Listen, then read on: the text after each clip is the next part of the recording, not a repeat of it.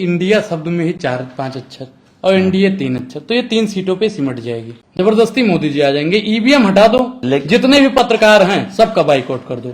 जो डलहौजी न कर पाए वो ये काम कर देंगे और कमीशन दे दो तो हिंदुस्तान को नीलाम कर देंगे। इनका पकौड़ा योजना और भगौड़ा योजना दोनों बहुत तेजी से काम कर रहा है। बीजेपी आ गई तो भैया हमारे लिए हमारा दूसरा घर का ताला खुला है, जेल का ताला खुल जाएगा हमारे लिए। मोदी जी से जिसने सवाल पूछा है, खाता ना वही जो इनका जो पीए है वह कही वह सही, तो सर इनका एक लिस्ट बना रहे हैं। ऐसे ऐसे लोगों को ना सर जेल में भेज देंगे। $5 ट्रिलियन की अर्थव्यवस्था कहाँ गई?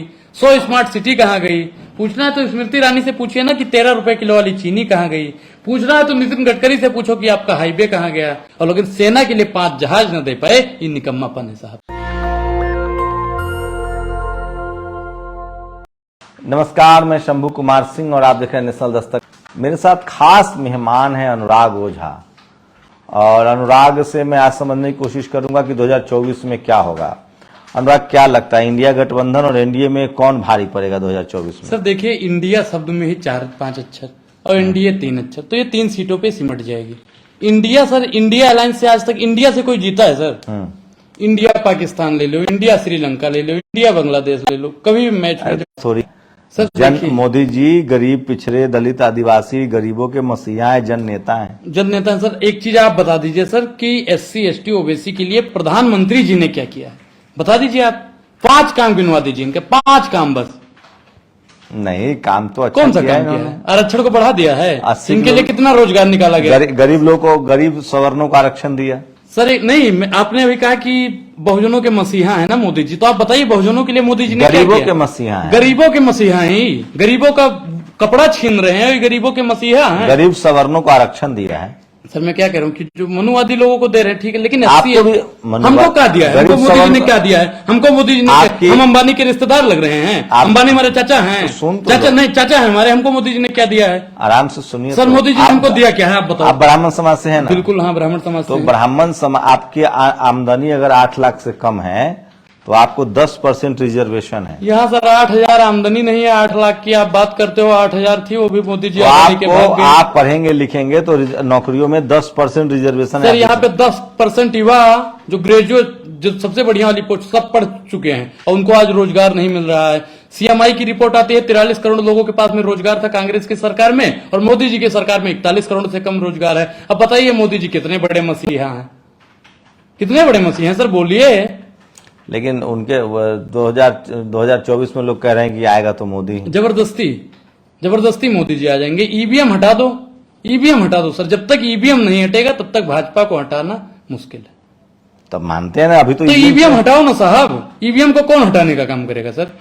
आप लोग जब आवाज उठाओगे कि ईवीएम हटनी चाहिए, ईवीएम हटनी चाहिए, तभी तो ईवीएम हटेगा। और ईवीएम जब तक नहीं हटेगा तब तक मोदी को हटाना मुश्किल है सर। तो मतलब मोदी जो है 24 में आ रहे हैं? नहीं आएंगे साहब। विपक्षी इंडिया अलायंस वाले इसके लिए आंदोलन करेंगे क्या कि ईवीएम हटाओ। ये इंडिया गठबंधन वाला तो कह रहा है, टीवी वाला सबसे बात ही नहीं करेंगे। सर बिल्कुल नहीं करेंगे। हम तो कह रहे हैं कि जितने भी भारतीय जनता पार्टी के चापलूसी में कसीदे पड़ते हैं उनसे किसी से भी बात मत करो। अभी अंजना दीदी को भी छोड़ दो। अंजना कश्यप का भी लिस्ट में नाम नहीं आया, एक हाथ लिस्ट और निकालो जिसमें और भी 50 पत्रकारों का नाम निकाल दो। जितने भी पत्रकार हैं सबका बाइकआउट कर दो। जिस दिन सर नफरत की दुकान पे आप लोग जाना बंद कर देंगे ना, जितने भी नेता इंडिया अलायंस के हैं, उस दिन इनकी दुकान बंद हो जाएगी। किनकी? नफरत की दुकान जो खोल के बैठ गए हैं, हिंदू मुसलमान करवाने का जिन्होंने ठेका ले लिया है, तो उनकी नफरत की दुकान को अगर बंद करना है तो उनकी डिबेटों में भाग लेना बंद कर दीजिए। तो धर्म की राजनीति से आपको क्या दिक्कत? सर धर्म की राजनीति नहीं, यहाँ पे गरीबों पे राजनीति हो, हैं वंचितों पे राजनीति हो, महंगाई पर राजनीति हो, बेरोजगारी पर राजनीति हो। जवाहरलाल नेहरू ने कहा था कि राजनीति राजनीतिक मुद्दों पर हो, धर्म पे राजनीति नहीं होनी चाहिए।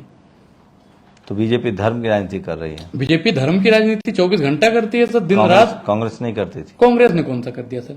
राम मंदिर के ताले किसने खोले थे? राजीव गांधी ने। तो वो धर्म की राजनीति नहीं है सर। देखिए, ताला खुलवाना, मंदिर बनवाना, मस्जिद बनवाना, ये सब धर्म का विषय है, आस्था है, ठीक है, उसको काम करो फिर। लेकिन सर आज जो हकीकत है, जो मुद्दा है, उस पर बात क्यों नहीं करते? क्या मुद्दा है आपके साथ? गरीबी पे बात होनी चाहिए, नहीं होनी चाहिए?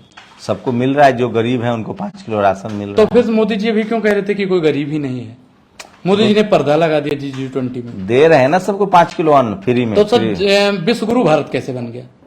जिस देश में 80 करोड़ लोग भूखे हों, वो देश विश्वगुरु कैसे बन सकता है?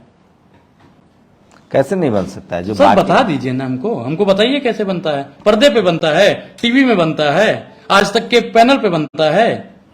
चांद पर गया, इसरो गया ना चांद पर? सर चांद पे हम बहुत दिन पहले पहुंच गए थे। 2014 से ही हम आसमान पे हैं। बेरोजगारी आसमान पे है, भूखमरी आसमान पे है, हैं भ्रष्टाचार आसमान पे है। सर जमीन पे तो कुछ है नहीं। मोदी जी ने कहा था ना कि हवाई चप्पल पहनने वाले को हवाई जहाज में बैठाएंगे। जब एक गरीब ने ऊपर देखा तो हवाई जहाज नहीं, और नीचे देखा तो हवाई चप्पल नहीं। ये मोदी जी कर रहे हैं। मोदी जी का भ्रष्टाचार अब आसमान में दौड़ रहा है सर, नीचे नहीं रहा है। कहाँ भ्रष्टाचार है? उनके राज में ना खाऊंगा ना खाने दूंगा। ना खाऊंगा ना खाने दूंगा, ना जीऊंगा ना जीने दूंगा। अब सर बताइए कि जब खाओगे नहीं, खाने नहीं दोगे, तब भी शुक्र कैसे? जब भूखे नंगे तो लोग मर जाएंगे ना। प्रधानमंत्री जी इस देश में लोगों के लिए आए हैं। ये बहुत गंभीर आरोप लगा रहे हैं। सर अभी आपने क्या कहा कि ना खाऊंगा ना खाने दूंगा? मैंने नहीं बोला है, प्रधानमंत्री ने बोला है। अब प्रधानमंत्री जी आप बताइए कि जब आप खाओगे नहीं, हमको खाने नहीं दोगे, जब खाएंगे नहीं तो हम तो मर जाएंगे ना साहब। G20 के बैठक करवा दें।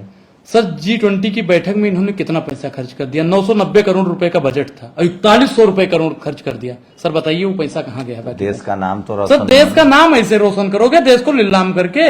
जो डलहौजी न कर पाए वो ये काम कर देंगे और कमीशन दे दो तो हिंदुस्तान को नीलाम कर देंगे। ये सब नीलाम करने के लिए आए हैं। ये तो कह रहे हैं कि इंडिया गठबंधन नाम रख लिया है तो इंडिया शब्द हटा दीजिए। सर देखिए प्रधानमंत्री जी इंडी बोले हैं, इंडिया, ये घमंडिया। जब चौथी पास राजा जो है वो अनपढ़ है। अब अनपढ़ और चौथी पास राजा एक ही है, सब लोग जानते हैं, मोदी जी। इंडिया को, इनको इंडिया से दिक्कत क्यों है सर आप बता दीजिए। इंडिया से कल तक इनको दिक्कत नहीं थी। मेक इन इंडिया था तब दिक्कत नहीं है, मेड इन इंडिया है तब भी दिक्कत नहीं है, डिजिटल इंडिया से भी इनको दिक्कत नहीं थी, हर रिजर्व बैंक ऑफ इंडिया से भी दिक्कत नहीं। सर कहां कहां से नाम बदलेंगे? लेकिन सनातनी तो बीजेपी को वोट करेगा। सर कोई नहीं वोट करेगा इनको। इनको ही संघी लोगों से जुड़े हुए लोग हैं। बाकी सर इनको कोई वोट करने वाला, उससे घटिया पार्टी हो उस पार्टी को वोट दे दो, लेकिन बीजेपी को वोट मत दो। क्योंकि बीजेपी को वोट दोगे ना तो आपके बच्चों को संघ का झंडा पकड़ाया जाएगा। अगर बीजेपी को वोट दोगे ना तो आपकी बिटिया असुरक्षित हो जाएगी। अगर बीजेपी को वोट दोगे ना तो आपकी फसल असुरक्षित हो जाएगी। अगर आप बीजेपी को वोट दोगे तो आपके बैंक को कब ललित मोदी और नीरव मोदी की तरह अडानी लेकर भाग जाए, मोदी को वोट नहीं देना है साहब। अडानी कहाँ भाग गए? भागेंगे ना साहब, आपको पहले से नहीं बता के भागते हैं। नीरव मोदी आपसे भागा, बता के भागा था सर। ललित मोदी आपसे बता के भागा था, आपसे बता के भागा था। आप बताइए फिर, आपसे बता के भागा हो तो बता दीजिए। ऐसी थोड़ी ना आरोप लगा देंगे जब कोई भागेंगे साहब, लिख के ले लीजिए। ये लोग भागने वाले हैं क्योंकि इनका पकौड़ा योजना और भगौड़ा योजना दोनों बहुत तेजी से काम कर रहा है। तो आप G20 का क्रेडिट प्रधानमंत्री को नहीं? प्रधानमंत्री को सर कैसे? प्रधानमंत्री जी ने G20 में सिर्फ और सिर्फ पैसा को पानी की तरह बहाया है। उससे सर अगर उतना पैसा किसी हॉस्पिटल में लगा देता तो सर गरीब जो लाइन में ही मर जाता है ना, कतार में ही मर जाता तो वो ना होता। अगर किसी महिला सशक्तिकरण के नाम पे सुरक्षा बढ़ा देता तो सर महिलाएं आज सुरक्षित ना होती। अगर युवाओं के रोजगार में लगा, दुनिया में ग्लोबल लीडर बन गए हैं प्रधानमंत्री मोदी। सर इससे पहले भी जितने प्रधानमंत्री हमारे थे, इंदिरा गांधी जी का विदेश में नाम नहीं था क्या? नेहरू जी का नाम नहीं था सर? क्या बताइए, गांधी जी का दस्तक पुत्र कहा जाता है। सर बताइए कि विदेश वाले अपने खेमे में लेना चाहते थे नेहरू को। बताइए प्रधानमंत्री जी का सर, वो आपने देखा होगा, आप उसकी बात करोगे जो प्रधानमंत्री जी का पैर छू रहा है, वो कह रहा है कि मोदी जी आप आए हैं, हम आपका पैर छू रहे, चले जाइए, क्योंकि आपकी जो पनौती भारत से लेकर आए हो, अगर आप यहाँ पे थोड़े दिन रुक गए तो यही पनौती यहाँ पे फैल जाएगी और रेल तेल बेल खेल सेल सब बेचना पड़ेगा। वो प्रधानमंत्री जी का अपमान था। तो ये जनता कैसे समर्थन कर रहे हो? सर जनता अब नहीं समर्थन, जनता अब ऊब चुकी है। भारतीय जनता पार्टी से अब जनता ऊब रही है। जितने लोग हैं ना अब किसी तरह सोचते हैं, क्योंकि सर चुनाव से पहले तो इनको हटाना मुश्किल है, अब चुनाव में इनको मुंह तोड़ के जवाब देगी जनता। और अगर बीजेपी आ गई तो? बीजेपी आ गई तो भैया हमारे लिए हमारा दूसरा घर का ताला खुला है, जेल का ताला खुल जाएगा हमारे लिए। क्यों? ऐसा नहीं है, डेमोक्रेसी है सर। डेमोक्रेसी मोदी है सर, ये मोदी जी हैं। मोदी जी से जिसने सवाल पूछा है खाता ना वही, जो इनका जो पीए है वही कही वह सही। तो सर इनका एक लिस्ट बना रहे हैं कि अनुराग हमसे सवाल पूछता था, फलाने का चैनल हमसे सवाल पूछता था, ये लड़का ज्यादा बोलता था, वो लड़का ज्यादा बोलता था। ऐसे ऐसे लोगों को ना सर जेल में भेज देंगे। नहीं, ऐसा नहीं। देख लेना सर, अगर गलती से सरकार आ गई तो देख लेना। गलती से आएगी नहीं, लेकिन गलती से आ गई, ईवीएम उवीएम नहीं हटा तो गलती से आ गई तो वही करेंगे सर। तो आप जो नई सरकार आएगी उसमें भी सवाल पूछेंगे? सर सवाल पूछने का काम रहेगा, सत्ता पक्ष से हमेशा सवाल होता है। सत्ता पक्ष से सवाल होता है सर। और विपक्ष से हम क्या सवाल पूछे सर? मरे को क्या मारना? विपक्ष के पास अभी कोई शक्तियां थोड़ी है। लेकिन टीवी अखबार तो कह रहे हैं कि हम विपक्ष से तीखे सवाल करते हैं। मोदी से तीखे सवाल पूछो, पूछना है तो मोदी जी से रोजगार के बारे में पूछिए कि 2 करोड़ रोजगार आपका कहां गया, $5 ट्रिलियन की अर्थव्यवस्था कहां गई, 100 स्मार्ट सिटी कहां गई। पूछना है तो स्मृति ईरानी से पूछिए ना कि 13 रुपए किलो वाली चीनी कहां गई। पूछना है तो नितिन गडकरी से पूछो कि आपका हाईवे कहां गया। इन्होंने हाईवे बनाया, लेकिन ये बताया ना कि टैक्स फ्री हाईवे इनका कितना बना है। अगर पूछना है तो जैसा के पापा से सवाल पूछो कि आपकी। लेकिन लोग कह रहे हैं कि सनातन बचाने के लिए बीजेपी को लाना जरूरी है। सर सनातन खतरे में नहीं है, नहीं और न ही कोई धर्म खतरे में। खतरे में है तो भारतीय जनता पार्टी का ईमान और बाबा साहब का संविधान। 2 ही चीज खतरे में है, बाकी कुछ खतरे उतरे में नहीं है। अभी लोग जानबूझ के, बीजेपी वाला लोग सर जानबूझ के खतरे में डाल रहे हैं। तो आप तो सेना के शहीद हुए हैं जवान, उस पर क्या कहेंगे? सर देखिए, प्रधानमंत्री जी की बहुत बड़ी ये गलती है। प्रधानमंत्री जी जानबूझ के सर, इसकी दूसरी गलती है। एक बार हम मान लिए कि आप विदेश में जाके डिस्कवरी पे फोटो खिंचवा रहे हो, लेकिन सर आपके नहीं, विदेश का नहीं था। जो पुलवामा हुआ तो उसमें वो हरिद्वार में ही थे। सर अब बताइए, डिस्कवरी में जाके क्या जरूरत है? वहां से आ सकते थे। हाँ, हवाई जहाज ही तो मांगा था साहब, हवाई जहाज दे सकते थे। अपने लिए तो हजारों हवाई जहाज को भी लेके उड़ जाए। अगर मोदी जी को पता चल जाए कि जी हम फला राज्य में जीत रहे हैं, लेकिन 1000 हेलीकॉप्टर ले जाएंगे तभी जीतेंगे, तो प्रधानमंत्री जी 10,000 हेलीकॉप्टर लेके वहां पे चले जाएंगे, चाहे देश का नीलाम ही करना पड़े, चाहे एक गरीब के बदन से कपड़ा ही उतार के बेचना पड़े, लेकिन मोदी जी वो करेंगे। और लेकिन सेना के लिए 5 जहाज न दे पाए, ये निकम्मापन है साहब। तो ये अनुराग ओझा है और सरकार के कट्टर आलोचक हैं। क्या आप अनुराग ओझा की आलोचना से सहमत है, असहमत है? अपनी प्रतिक्रिया जरूर दीजिए। शंभू कुमार सिंह, नेशनल दस्तक, दिल्ली। नेशनल दस्तक की आपसे गुजारिश है कि अगर इसको बचाना चाहते हैं तो नेशनल दस्तक को सब्सक्राइब करने के लिए रेड कलर के सब्सक्राइब बटन को दबाएं, फिर बेल आइकन की घंटी दबाएं। नेशनल दस्तक को बचाने के लिए बहुत जरूरी है कि हर खबर को शेयर करें, लाइक करें, कमेंट जरूर करें।